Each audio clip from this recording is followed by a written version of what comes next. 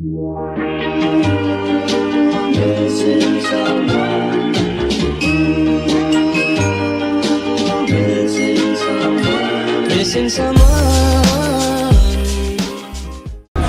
à toutes et à tous, bienvenue pour ce nouveau numéro de Fou Politique. Nous sommes aujourd'hui avec Paul Manet. Paul, bonjour. Bonjour. Tu vas bien? Ça va, très bien.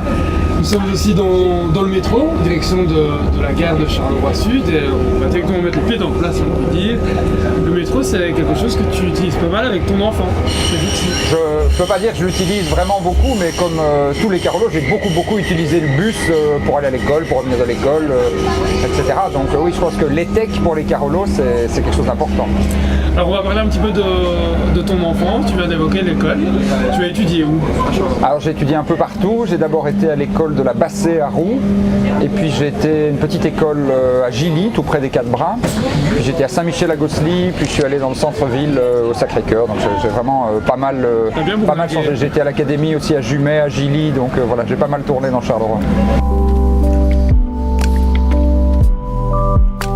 Alors récemment, tu as aussi fait le choix de Charleroi de revenir bourgmestre de ta ville, on peut dire. Oui, parce qu'en 2012, Charleroi allait tellement mal, c'était vraiment dramatique la situation à l'époque. Il n'y avait plus personne qui voulait faire des travaux, investir. La ville était complètement paralysée à cause des affaires, etc. Et donc ça me blessait, comme je crois que ça blessait beaucoup de carolos, de voir que la ville dans laquelle j'ai grandi, la ville où j'ai ma famille, mes amis, etc. était en si mauvais état. Et donc je me suis dit, bon, bah, si je peux faire quelque chose pour aider Charleroi à redécoller, je crois que je dois le faire. Voilà. Aujourd'hui, tu sens que même le regard extérieur change sur la ville? C'est d'abord le regard des carolos qui change, et ça c'est très important.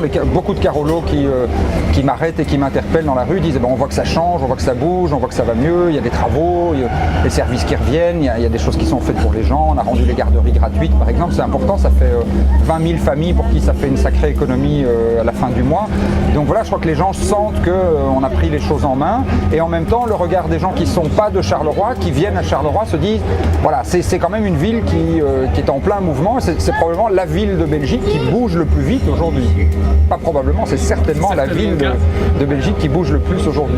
J'étais avec des gens de Bruxelles et d'Anvers l'autre jour, je les ai fait se balader un peu sur les quais, dans les rues environnantes, sur le boulevard Thiroux, etc. Ils n'en revenaient pas parce qu'ils ont tellement une image négative de Charleroi qu'ils ne se rendaient pas compte que la ville avait déjà tellement changé et qu'elle continue à changer tellement vite. Comment tu penses que ça s'explique que Charleroi ait autant souffert ces dernières années au niveau de l'image? Il y a plein de choses. Il y a d'abord la grande crise industrielle.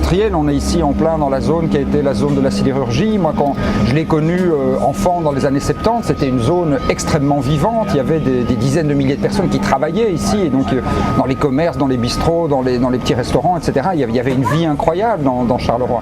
Et puis, quand il y a eu cette grave crise industrielle et que des milliers de familles ont perdu leur emploi, évidemment, ça a des conséquences dramatiques sur toute la vie sociale. Puis, il y a eu les affaires. Et puis, enfin, voilà, plein de choses qui se sont enchaînées dans une espèce de grande spirale négative dont on avait l'impression qu'elle ne s'arrêterait jamais.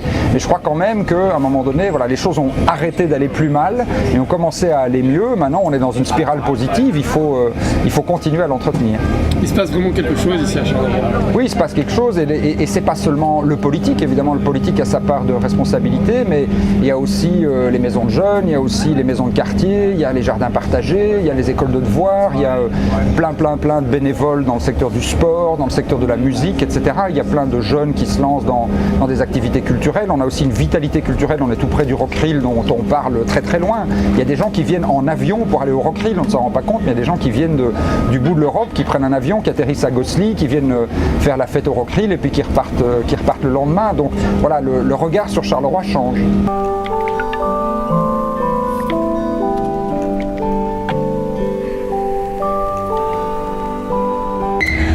Alors on a un peu parlé de l'homme politique, maintenant je voudrais qu'on parle un peu plus de toi, parce qu'en dehors du fait d'être bourgmestre, tu es aussi père de famille. Ouais. Est-ce qu'on peut aborder ça? Donc tu as des enfants? Oui, j'ai 4 enfants, de un très grand qui a plus de 20 ans jusqu'à un tout petit qui a 4 ans, 2 filles qui ont 15 et 17 ans, donc ça ne manque pas de vie à la maison, je veux dire. Ça te prend aussi beaucoup de temps, j'imagine? Oui, quand on a des enfants, forcément, ça prend beaucoup de temps, mais en même temps, je pense que c'est sans doute ce qui enrichit le plus l'existence. C'est pas par hasard si en Wallonie, on fait encore beaucoup d'enfants. On est une des dernières régions d'Europe où les gens font 2-3 enfants par famille. C'est la preuve que la famille, ça signifie vraiment quelque chose pour les carolos.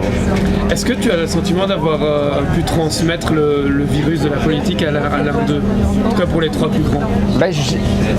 La politique, c'est parfois tellement dur que souvent je leur souhaite de ne pas faire de la politique, mais j'espère qu'ils auront envie d'avoir un engagement public. Maintenant, il y a différentes manières de contribuer au bien public. Ça peut aussi être de faire du bénévolat, ça peut être d'enseigner, ça peut être de créer culturellement, ça peut être de défendre des belles causes, les droits de l'homme, la lutte contre la pauvreté. Enfin, il y a 1000 manières d'être impliqué dans la société sans forcément être sur des listes, être candidat, etc. Ce qui est d'une grande noblesse, mais qui est parfois aussi pas toujours facile à vivre.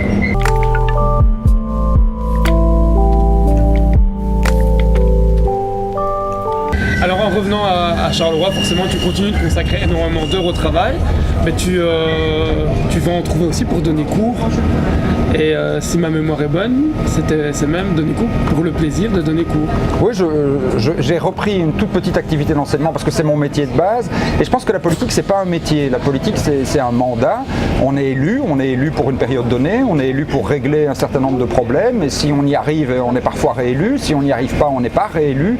Mais on ne doit pas considérer que c'est un métier. Donc il faut garder son métier de base. Donc même si j'enseigne que 2 heures par semaine, c'est pas beaucoup, mais ça me permet de rester au contact des étudiants. Ça me permet d'entretenir mon savoir-faire d'enseignant, et si un jour j'arrête la politique, eh ben de ne pas avoir complètement perdu pied. J'ai vu trop d'hommes et de femmes politiques complètement intoxiqués par le pouvoir, je ne peux pas le dire autrement, qui n'arrivent pas à un moment donné à quitter le pouvoir. J'ai pas envie que ça m'arrive, donc un jour peut-être je reprendrai pleinement mon boulot d'enseignant. Mon rêve, c'est que à Charleroi il y ait un vrai développement de l'enseignement supérieur et qu'un jour je puisse donner les cours que je donne aujourd'hui à Bruxelles, que je puisse les donner à Charleroi avec des Carolos et peut-être terminer ma vie professionnelle comme ça.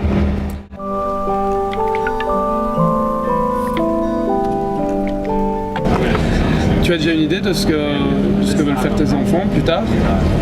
Je crois que ça leur appartient. Et moi, je porte aucun jugement. Oui, bien sûr. Ils ont des idées variables. Voilà, je les laisse choisir. Je pense qu'on ne fait bien que ce qu'on fait avec passion. Et donc, il faut qu'ils découvrent. Il faut que chaque enfant, chaque adolescent découvre sa passion et qu'il ait la chance de pouvoir faire ce qu'il a vraiment envie de faire. Je ne crois pas du tout, par exemple, aux discours qui disent tiens, il manque tel et tel métier, donc on va forcer les jeunes à faire telle et telle formation. Un jeune qui n'a pas envie de faire tel et tel métier, si on lui dit tu dois faire cette formation parce qu'il en manque, il va pas le faire. S'il le fait pas avec passion, s'il le fait pas avec goût, il le fera pas bien. Et ce qu'on fait pas bien, ce qu'on fait pas avec passion, on le fait pas bien. Donc on rend pas service à la collectivité. Alors on arrive déjà tout doucement à la fin de notre petit périple sur la boucle Carolo. Tu as parlé de passion. Comment tu t'occupes quand tu as l'occasion d'avoir un peu de temps libre? Moi j'ai des passions très simples, j'adore faire la cuisine, ça c'est vraiment ma grande passion. Donc je cuisine, je fais des pâtes en particulier que j'adore, la cuisine française, voilà, et puis belge, wallonne, traditionnelle, j'aime bien les bonnes vieilles recettes de cuisine de Wallonie aussi, de mes grands-mères. Et puis je fais du pain qui est une de mes grandes passions aussi depuis déjà des années et des années, donc je fais toujours mon pain moi-même et c'est un moment de détente très important. Paul, merci beaucoup. Merci à toi. On arrive à la gare du Sud. On arrive à la gare de Charleroi Sud et donc à la fin de ce périple. Merci à vous de nous avoir choisis. Paul, merci pour ce moment, c'était un plaisir. Merci à toi. Et on se retrouve très bientôt. On n'a pas pu passer le temps. Non, bah, tant mieux alors, c'est qu'on a réussi. Et on se retrouve très bientôt pour un nouveau numéro de Food Politics. À bientôt.